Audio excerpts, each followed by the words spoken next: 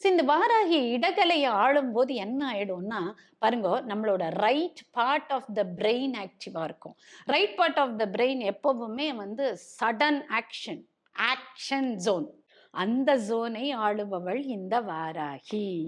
அதே நம்ம மாதங்கியோடது பார்த்தீங்கன்னாக்க, இந்த பக்கம் யோசிச்சு செயல்படக்கூடிய அறிவு திறனை செயல்படும்.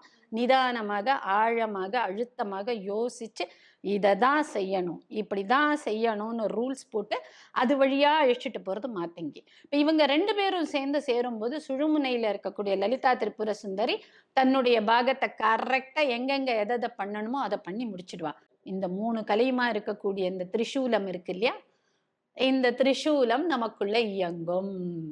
திரிசூலத்தோட விஷயமே இதுதான். இடகலை, பிங்கலை, சுழுமுனை. சுழுமுனை கொஞ்சம் ஒசர நீட்டிட்டு இருக்கும், அழுத்தமா இருக்கும். அதுல வேல் மாதிரி ஒரு பாகம் வந்துரும், ஷார்ப்பா இருக்கும்.